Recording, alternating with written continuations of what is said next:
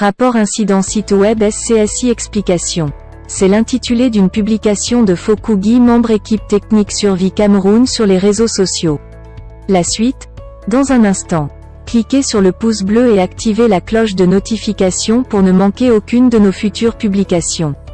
Voici les détails de sa publication dans son intégralité. Rapport incident site web SCSI explication. 1. Introduction. Dans le cadre de l'opération de collecte de dons en vue de faire face à la pandémie de la Covid-19 menée par l'initiative SCSI, Survie Cameroun Survival Initiative, une différence d'environ 329 985 € a été observée entre le montant de contribution affiché par la jauge du site internet et le montant cumulé des comptes bancaires en ligne. Ce dysfonctionnement sur la plateforme de collecte des dons SCSI est dû à un bug dans le module complémentaire de sélection et de conversion des devises en euros, le Currency Switcher. Ce rapport explique ce bug. Mais avant cette présentation du bug, nous vous présentons l'architecture de la plateforme et le processus de traitement d'un don en devises. 2. Architecture de la plateforme de collecte des dons. La figure ci-dessus illustre les différents composants de la plateforme de collecte des dons. Ce document est une synthèse du rapport d'audit interne transmis au président du comité de gestion de SCSI en son temps.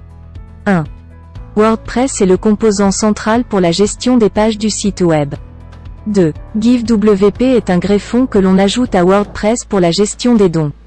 3. Currency Switcher est un greffon que l'on ajoute à GiveWP pour lui permettre de collecter les dons en plusieurs devises différentes. Il a été activé le 23 juin 2020. 4. WordPress et GiveWP stockent leurs informations dans une base de données MySQL. On trouve donc dans cette base de données tout le détail des dons collectés via le site internet. 5.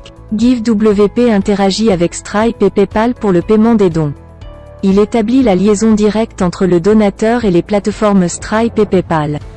6. Stripe est une plateforme qui permet d'effectuer des paiements avec différents types de cartes bancaires à l'exception des comptes PayPal. 7. PayPal est une plateforme de paiement en ligne qui accepte également des cartes bancaires. 8. PayPal et Stripe offrent chacun un tableau de bord à travers lequel nous pouvons consulter les transactions et extraire des rapports relatifs aux paiements recueillis.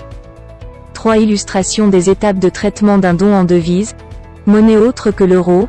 Nous expliquons ici les étapes de traitement d'un don en devise, par exemple 10 $ américains, pour permettre de comprendre pourquoi le montant des dons encaissés dans les comptes bancaires en ligne est correct alors que le montant affiché par la jauge ne l'est pas. 1. Le donateur sélectionne l'option don de 10 $ américains sur la plateforme SCSI et choisit de contribuer via PayPal. 2. Le programme de don GiveWP transmet la demande de paiement de 10 $ américains à PayPal. 3. PayPal traite la demande et si elle est validée par la banque du donateur, enregistre 10 $ américains dans le compte en ligne puis communique à GiveWP le taux de change utilisé soit 1 $ américain et 16 cents pour 1 euro.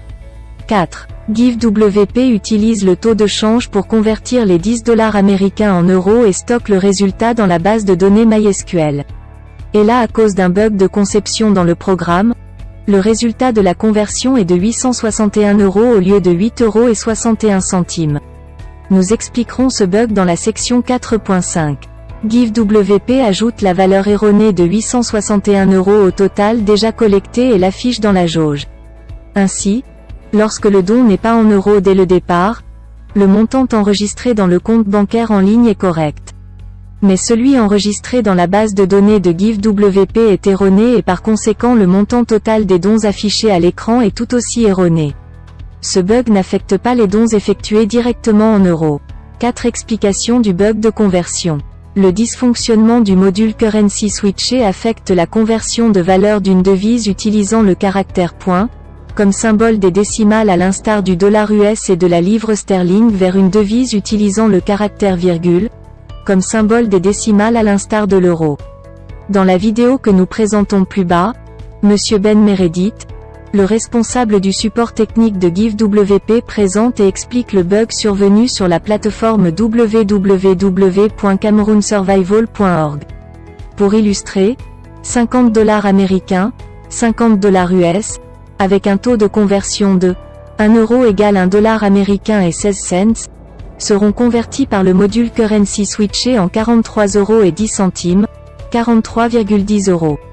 Du fait que GiveWP utilise le dollar USD comme monnaie de référence avec le point comme séparateur décimal, la virgule sera simplement ignorée et le montant de 4310 € sera considéré lors de l'enregistrement dans la base de données de GiveWP en lieu et place du montant réel, à savoir 43,10 €. Chaque don reçu en devise est ainsi multiplié par 100 lors de l'ajout au montant affiché dans la jauge.